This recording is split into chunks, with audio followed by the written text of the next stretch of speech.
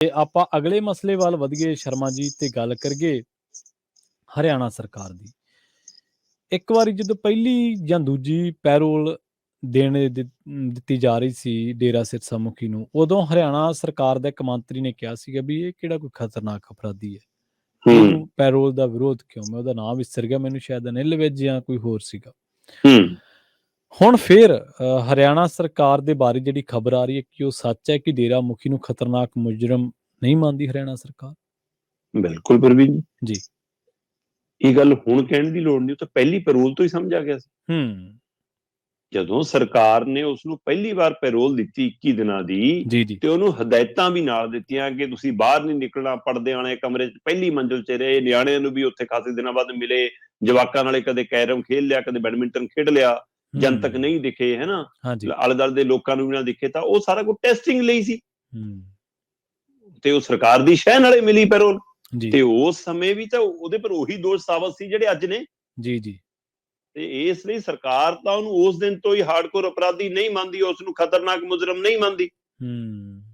ਪਰ ਉਹ ਟੈਸਟਿੰਗ 'ਚ ਜਦੋਂ ਪਾਸ ਹੋ ਗਿਆ ਬਾਬਾ, ਫਿਰ ਚੱਕੋ ਪੈਰੋਲ ਤੇ ਪੈਰੋਲ, ਫਿਰ 1 ਸਾਲ 'ਚ 3 ਵਾਰ, 21 ਦਿਨ, ਫਿਰ 30 ਦਿਨ, ਹੈ ਨਾ, ਫਿਰ 40 ਦਿਨ, ਫਿਰ 40 ਦਿਨ, ਆ ਹੁਣ ਫਿਰ 90 ਦਿਨਾਂ ਦੇ ਵਿੱਚ ਤੀਜੀ ਵਾਰ 40 ਦਿਨਾਂ 'ਚ ਫਿਰ ਪੈਰੋਲ, ਹੈ ਨਾ।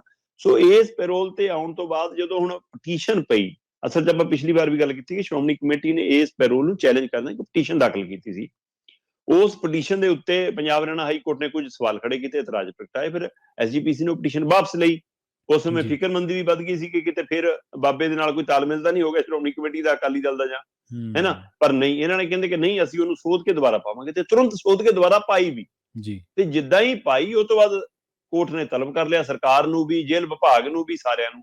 ਇਹ ਜਿਹੜੀ ਪਟੀਸ਼ਨ ਪਾਈ ਗਈ ਆ ਪ੍ਰਵੀਨ ਜੀ, ਇਹਦੇ ਵਿੱਚ ਹਰਿਆਣਾ ਦੇ ਮੁੱਖ ਸਕੱਤਰ, ਹਰਿਆਣਾ ਦੇ ਗ੍ਰਹਿ ਸਕੱਤਰ, ਹੈ ਨਾ, ਰੋਹਤਕ ਜਿਹੜੇ ਕਮਿਸ਼ਨਰ, ਡੀਜੀਪੀ, ਕੇਂਦਰੀ ਗ੍ਰਹਿ ਸਕੱਤਰ, ਸਨੈਰੀਓ ਜੇਲ੍ਹ ਦੇ ਸੁਪਰਡੈਂਟ, ਹੈ ਨਾ, ਡੀਸੀ, ਡੇਰਾ ਮੁਖੀ, ਇਹਨਾਂ ਸਾਰਿਆਂ ਨੂੰ ਜਵਾਬਦੇਹ ਬਣਾਇਆ ਗਿਆ। ਤੇ ਇਸ ਰਿਪੋਰਟ ਦੇ ਵਿੱਚ ਇਹਨਾਂ ਸਾਰਿਆਂ ਨੂੰ ਜਵਾਬ ਦਿੱਤੇ। ਇਹਦੇ ਵਿੱਚ ਜਦੋਂ ਜਵਾਬ ਦੇਣ ਦੀ ਗੱਲ ਆਈ, ਤਾਂ ਇਸ ਪੈਰੋਲ ਨੂੰ ਕਿਉਂ ਦਿੱਤੀ ਗਈ, ਇਹਦਾ ਜਵਾਬ ਸਰਕਾਰੀ ਤੌਰ ਦੇ ਉੱਤੇ ਜਿਹੜਾ ਦਾਖਲ ਹੋਇਆ ਉਹ, ਜਾਂ ਜਿਹੜਾ ਜੇਲ੍ਹ ਸੁਪਰਡੈਂਟ ਵੱਲੋਂ ਦਾਖਲ ਕੀਤਾ ਗਿਆ ਉਹ ਇਹ ਕਹਿੰਦਾ ਕਿ ਜੀ ਇਹ ਮੁਜਰਮ ਜਿਹੜਾ ਇਹ ਉਹੀ ਜਿਹਾ ਨਹੀਂ ਹੈਗਾ, ਇਹਦਾ ਵਿਵਹਾਰ ਬੜਾ ਚੰਗਾ, ਇਹਦਾ ਕਰੈਕਟਰ ਬੜਾ ਚੰਗਾ। ਮਤਲਬ ਤੁਸੀਂ ਇਹ ਦੇਖੋ ਪ੍ਰਵੀਨ ਜੀ, ਜਿਹੜਾ ਬੰਦਾ ਆਪਣੀਆਂ ਹੀ ਬੱਚੀਆਂ ਦੇ, ਜਿਹੜੀਆਂ ਉਸਨੂੰ ਪਿਤਾ ਜੀ ਕਹਿ ਕੇ ਬੁਲਾਉਂਦੀਆਂ ਨੇ, ਜਿਹੜੀਆਂ ਉਹਦੀਆਂ ਸਾਧਵੀਆਂ ਨੇ, ਜਿਹੜੀਆਂ ਉਸ ਡੇਰੇ ਨਾਲ ਜੁੜੀਆਂ ਹੋਈਆਂ ਨੇ, ਉਹ ਬੱਚੀਆਂ ਦੇ ਬਲਾਤਕਾਰ ਦੇ ਵਿੱਚ ਦੋਸ਼ੀ ਸਾਬਤ ਹੋ ਗਿਆ ਹੋਵੇ, ਤੇ ਜੇਲ੍ਹ ਵਾਲੇ ਕਹਿਣ ਕਿ ਇਹਦਾ ਕਰੈਕਟਰ ਬਹੁਤ ਚੰਗਾ ਜੀ, ਹੈ ਨਾ।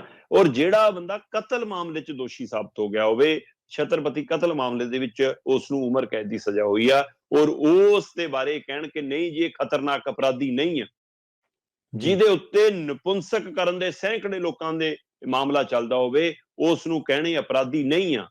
ਜਿਹੜਾ ਮਤਲਬ ਕਿ 2017 ਦੇ ਵਿੱਚ ਜਦੋਂ ਇਸ ਨੂੰ ਪੰਚਕੂਲੇ ਲਿਆਂਦਾ ਜਾਂਦਾ, ਉਸ ਸਮੇਂ ਇਹ ਆਪਣੇ ਅਨਿਆਈਆਂ ਨੂੰ, ਆਪਣੇ ਭਗਤਾਂ ਨੂੰ, ਆਪਣੇ ਪ੍ਰੇਮੀਆਂ ਨੂੰ ਰੋਕਦਾ ਨਹੀਂ, ਉਲਟਾ ਇਕੱਠ ਕਰਦਾ, ਉਹ ਦੰਗੇ ਫਸਾਦ ਹੁੰਦੇ, ਉਹ ਇੱਥੇ ਭੰਨ ਤੋੜ ਹੁੰਦੀ, ਗੱਡੀਆਂ ਫੁੱਕਦੀਆਂ, ਲੋਕ ਮਰਦੇ, ਤੇ ਉਸ ਨੂੰ ਵੀ ਹਰਿਆਣਾ ਸਰਕਾਰ ਕਹਿੰਦੀ ਇਹ ਖਤਰਨਾਕ ਅਪਰਾਧੀ ਨਹੀਂ ਆ। ਤੇ ਫਿਰ ਮੈਨੂੰ ਨਹੀਂ ਸਮਝ ਆਉਂਦਾ, ਜੇ ਕਤਲ ਵਾਲਾ, ਬਲਾਤਕਾਰ ਵਾਲਾ, ਦੰਗੇ ਫਸਾਦ ਕਰਾਉਣ ਵਾਲਾ, ਲੋਕਾਂ ਨੂੰ ਨਪੁੰਸਕ ਬਣਾਉਣ ਵਾਲਾ ਖਤਰਨਾਕ ਅਪਰਾਧੀ ਨਹੀਂ ਆ, ਫਿਰ ਹੋਰ ਕੌਣ ਹੁੰਦਾ?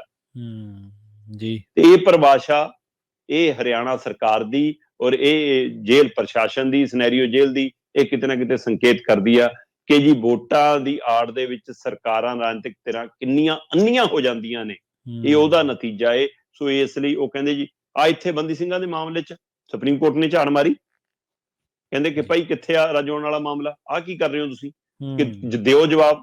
ਕੇਂਦਰ ਸਰਕਾਰ ਕਹਿੰਦਾ ਨਹੀਂ ਜੀ ਉਹਦੇ ਬਾਹਰ ਆਉਣ ਨਾਲ ਮਾਹੌਲ ਵਿਗੜ ਸਕਦਾ।